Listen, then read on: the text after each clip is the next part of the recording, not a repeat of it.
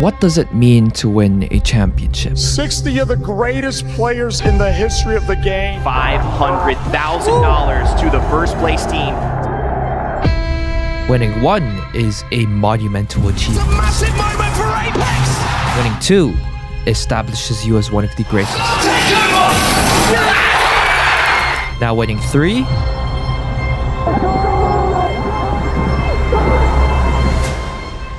only one player has ever done it. Zero, now you are literally the best Apex player in the world. A once-in-a-generation talent. This is your monster MVP. Three-time champ, Zero. Someone truly extraordinary. He also has won with a sub. He's had multiple fucking roster changes. Someone praised by the best and respected by the elite. There is no other person in this world right now that I know other than Zero when it comes to winning. The player everyone is talking about.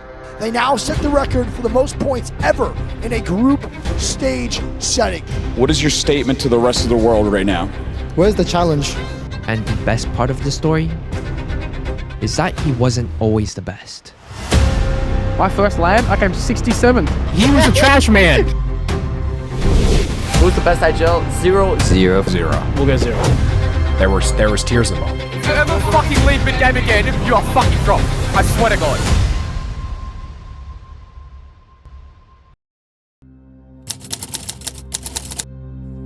To understand the story that is about to unfold, I feel like the preseason invitational is the best way to start.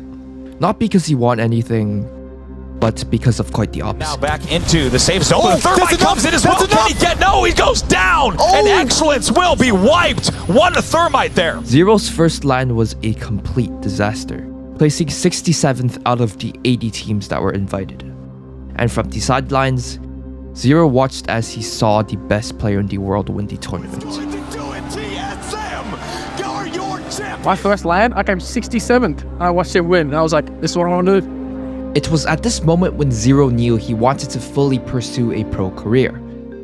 But there were just a few problems. The game was not popular in the Oceanic region, meaning competition there was held to a lower standard, which meant the tournaments Zero was participating in were significantly easier compared to any other region. Nearly every time he competed, he won, meaning he had nothing more to learn competing in his region, and Zero, being 19 without the proper funds to move to the US, was stuck in Australia with practically zero opportunities. The second problem, his region was dying fast. In order to keep competing, the Oceanic region would be merged with Asia Pacific, and all regional tournaments would no longer be held in the Australia servers. This would mean Zero and his team would need to participate in tournaments with over 150 ping, which is a significant disadvantage. However, this opened up a door for Zero. It provided more money-making opportunities and a better quality of practice. And this was reflected in his first big tournament, placing 5th in the Summer Circuit playoffs. It was a good placement considering that it was their first performance with all their disadvantages. But one of Zero's teammates, Sharky, was slowly burning out from competing, which eventually led to his exit. Typically, losing such a key player would lead to a decline in performance. But that wasn't the case for Zero. He even improved, securing 2nd place in the Autumn Circuit playoffs, a significant boost from his previous results with Sharky. I think it was at this point when Zero started to realize that his skills could actually take him somewhere. And now that his close friend Sharky had left, there was nothing holding him back from joining a better team. And so, he decided to form a team with Jim Burton and Templex under a new organization. An organization called Reignite. See, this is where everything begins. Every single major event that would soon occur. It all begins with Reignite. But with their current team, they were regarded as one of the most talented rosters in Asia. They didn't fail to meet expectations either, dominating the APAC region with multiple tournament winnings under their belt, eventually leading to their qualification for the ALGS 2022 Split 2 Pro League, an event that would feature the biggest teams around the globe. It was a tournament that would determine the best. And with tens of thousands of people watching, This was the opportunity to get his name out there. But there was just one problem. Chinese researchers say they have identified a mysterious new virus, so-called coronavirus. So like that's why we were all doing like COVID tests and shit. We were all like worried that like maybe like he spread it or something. Just one day before their flight, Jen Burton tested positive for COVID-19. And due to strict health regulations, players with COVID-19 were prohibited from competing, meaning they had to attend the tournament with a substitute player. JMW, a British player that had been substituted last minute. He had just swapped to controller a few months ago. And not only that, he had never spoken to the team ever. On paper, the odds of them even making it to the finals seemed laughably slim. Judging from their reactions in the early games, it was clear they didn't have high expectations. Moments before Team Liquid. Top 2 right now. It's Reignite looking to stay in control. Optic Gaming, have they done enough? I saw a number 1 on the left there. Optic Gaming, I think top. Reignite had made it to the finals after staying in 10th place. It seemed as if through luck, the team had miraculously made it to the finals. If they had even lost one placement, they would have been sent to the losers bracket where they would have to repeat the process all over again. Now that they had made it to the last stage of the tournament, you might have expected them to struggle, to linger around that 10th place. But what's happened next?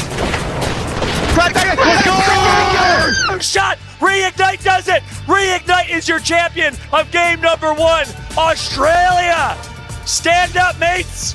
What a start from the boys down under! It was as if a switch had been flipped and they started winning games.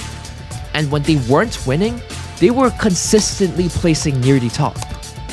How? How did they go from hanging on by a thread to winning so consistently in a lobby that's supposed to be harder than anything they've ever faced? It was dazzling, crazy, absurd, phenomenal. Use whatever adjectives you like. This team was on track to winning the whole thing. And then it's happened. To play off of Optic Gaming is engaging with Luminosity. Reignite to go in for the third party and take this entire victory. LG is out. Optic Gaming skill gauge goes out as well. Zero's gonna do it. Wide left flank, and just like that, Reignite is gonna do it. They are your champions, Australia. The outcome left everyone stunned. Was it sheer luck, or was it the result of Zero's leadership? Regardless of which one it was, the community started to take notice. Zero's Twitch viewership, once averaging around 28 viewers, suddenly skyrocketed to nearly 500 every time he went live. However, many were still convinced that this win was just a fluke, and Zero just got lucky with how things played out. And so, they did it again. That's the last alive is Verholz. It's all up to Verholz. Dark Zero. He's out. Dark Zero looking to go back to back. They take out one. Sharky pushes.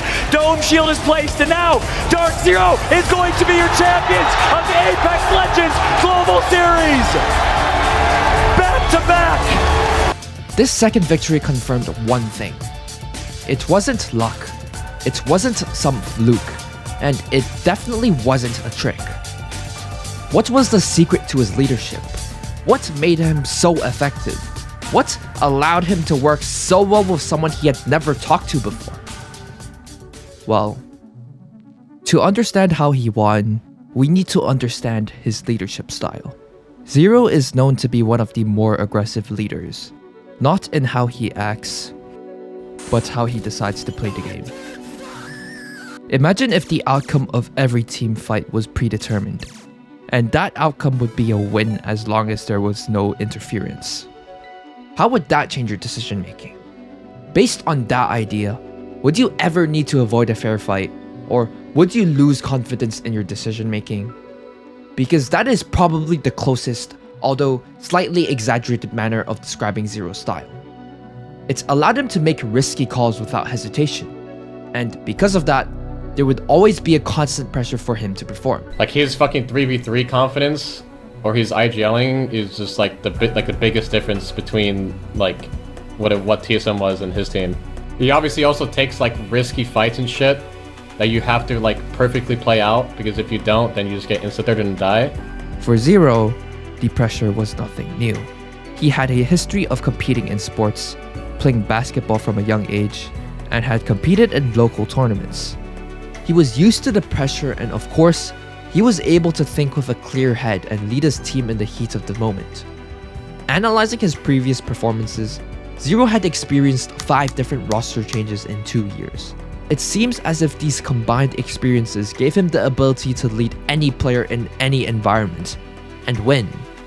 Now, people were beginning to see why the team was so successful, and Zero was gaining recognition from nearly every pro player in the scene.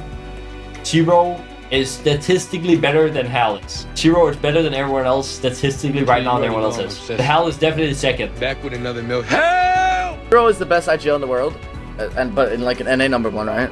Number 2, it probably has to be Hal.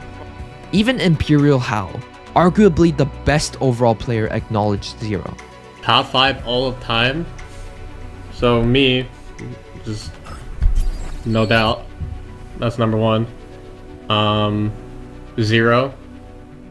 In just 3 years, Zero had gone from an unknown player to potentially the best in the world.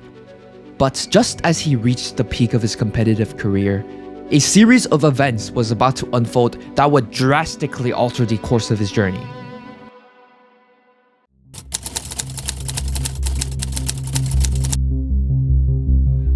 When you're riding high on the good times,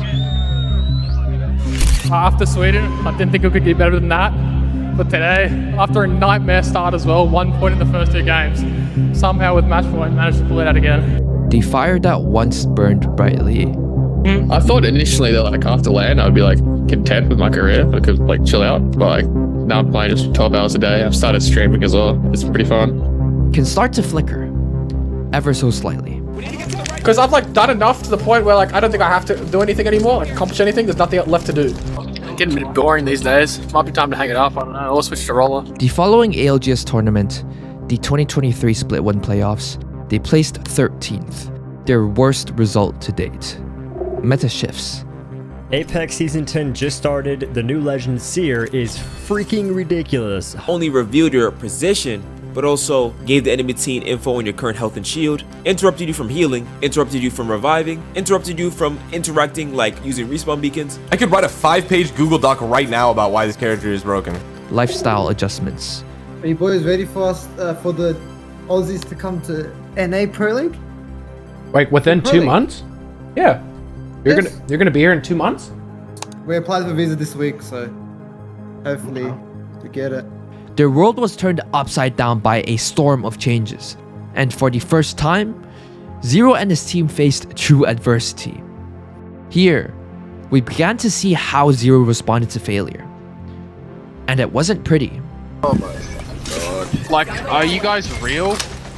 I zeroed in a fucking room, and you just walk out of it. He began to embody a villainous figure, unapologetically blunt. 5, if you want to. Like, you need one, yes? Fucking speak. You're still not answering!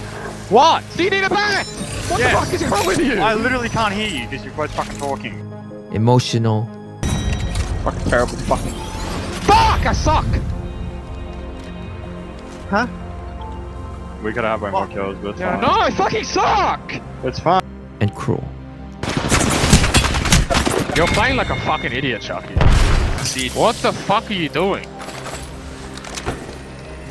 Like, why did we leave our Zero? I came back and armor swapped and you both like ran out of the room. I don't fucking know. I tried to pick one of them on the right He side. literally opened the doorway and broke my Zero.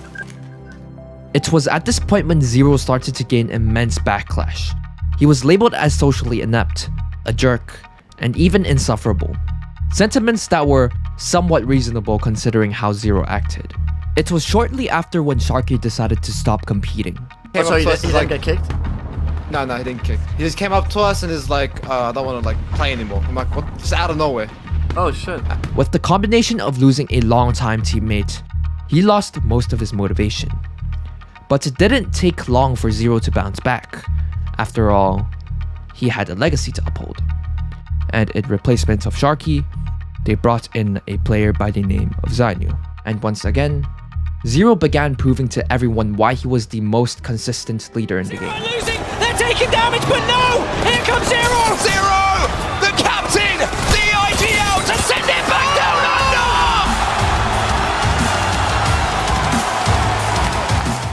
It was here when Zero began to fully embody what many people called him. Many were preying on his downfall, but in spite of all the backlash, he would win time after time regardless of how many people supported him. It had earned him the name of a villain. Someone who will do anything to win, that the results justify the means to get there, no matter how bad of a person it can make you seem. An alter ego. But being aware is a curse. It didn't matter how much he'd won before. He wasn't a winner until he'd won again and again and again. So much so he began playing 12 hours a day, starting 2 months before the next ALGS split. I know Zero, I could tell Zero really wanted this, right? They were playing so much. They had to go to London early just because, they didn't have a visa to stay in the US, but they were, boot camping for 2 weeks straight or something like that, maybe more. Playing scrims every day, playing TDM. But burnout is real, and it became clear that Zero was beginning to feel the effects. His communication lacked energy, he sounded exhausted, and as they slipped into the losers bracket, it became apparent that Zainu was stepping up to IGL more often, compensating for Zero's lack of calls. The result? Their worst performance yet, finishing 23rd and failing to make the finals. The first time they fell short, it was due to complacency. The second time, burnout took its toll. But now, they were searching for the perfect balance. They were on the right track to win the next ALGS, right? Fast forward to the 2024 Split 1 playoffs, and you could see a noticeable change in the team. They were dominating. It's Sykes and Zero up against the last member of Legend, and Dark Zero go back to back to back! 10k damage for Jen Burton with literally 25 kills. That is the most dominant performance in group stages we have ever seen, not only in one set, but throughout the whole first 2 days of groups. They now set the record for the most points ever in a group stage setting. And everyone was convinced they would win. And even in the finals lobby, everything was on track. They were one of the 2 teams to reach match point by round 5, and then they started struggling. Keep running, keep running! Go, run! Bro, are you fucking mad? Just shut up! Bro, Are you stupid? He's at the building! He's at the building! He's at the building, Jen! He's at the building, Jen! Bro, just shut your mouth! He's at the building! You got a smoke, man! I did, you can pick on me! I had to...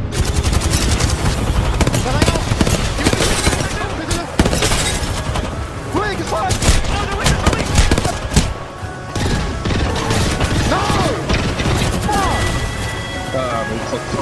It was like they had these glowing targets on their back, and they were subjects to being briefed game after game after game. But it was only a matter of time. A matter of time before another team would sweep the rug beneath them. Of Serenity, C9, biding their time, waiting for their moment.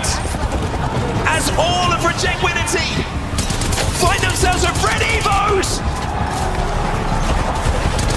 It's a massive moment for Apex. It's a huge moment for Apex North. For the first time in history, a team other than TSM or Dark Zero won. It was a key historical moment, but this also meant the competition was beginning to catch up. So Zero decides to make a change, one that would shake the very core of Apex Legends.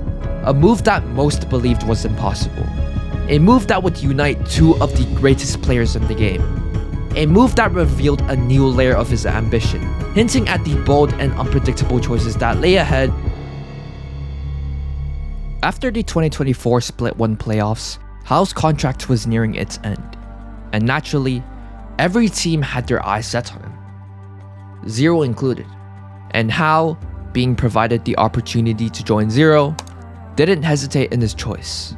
Theoretically, this team was impossible to maintain due to the high salary Zero and Hao demanded, which Dark Zero could not afford. But one team was about to make it possible. And that team is called the Falcons. I have a team with Zero and Jen Burton now moving forward. How not on TSM? What is happening? What is going on in life? Holy shit! Philip Fatcock has joined! I'm gonna try again. Fuck you guys. Hal not on TSM? Is it April Fools? Still one of the craziest things. I think Zero and Hal and them are going to play so well. I think they're going to be a great team. Immediately, the entire industry was turned upside down. The buzz around this new super team was impossible to ignore. Some people were curious as to how the team would perform, while others were sure it would ruin the competitive integrity of the game. Point is, everyone began feeding them this idea that they had no competition, they were the greatest super team of all time, and that they were leagues above everyone else. But here's the catch with being labeled the greatest before the game's even played. When everyone tells you you're untouchable, it's easy to believe. And that belief, it might just set you up for the hardest crash of your life. A few months later, the Falcons competed in the Esports World Cup. The tournament ran under a different set of rules. Instead of the usual 50 points needed to reach match point, that number was increased to 60, after which a win would be needed to finish off the tournament. The result of that tournament, they placed second. The overall result was not bad. They were leading in second by quite a large margin. But considering how much expectation was behind the team, this performance did not live up to the hype. It exposed a reality many weren't willing to acknowledge. The Falcons weren't as ahead of the curve as they appeared, and other teams still had a very real chance of winning at LAN. It was great news. That small opening widened when a few major changes were implemented in the game. Aim assist was nerfed, and the meta was completely changing. And then came the 2024 Split 2 playoffs. The Falcons, well, they came into the tournament as crowd favorites. But something was different, and things were about to go so wrong. No, I am. Right here. Okay. Give me knock. I know where you are. Bro, like... How do you not have EMP? It's game 4, and the Falcons are behind, uncharacteristically behind. And this number would only begin to drop game after game as they failed to secure any points for the remaining 5 games. And then came the death sentence. Guild has been eliminated. Alliance still as a duo, by the way. Might be dropping here. Unlucky on his own. Won't win it, but SSG will become your champions here in Germany. Some would look at this and see a little bit of darkness maybe. Lauren, hopefully not, but Team Falcons with a 0 there, coming in 20th place overall. This is not what we expected. The player on that Team 0 is the defending Split 2 champion. And you look at this and say, this is gotta mean something happens differently for the super team. Like, long story short, there was a lack of confidence and combination of bad games. It turned into like a mental spiral of doom. Didn't they had a pretty bad read of the meta, and they didn't understand the big Newcastle cat thing. We should go. They didn't end up practicing it early enough, and that Newcastle's a hard character to play. I don't know. I feel like the crypto meta, anyone could just win, bro. Personally, it's just so stupid. But in the world of esports, a fall from grace doesn't have to be permanent. For Zero and the Falcons, the next chapter is waiting to be written. Whether they'd rise again or fade into obscurity, only time will tell.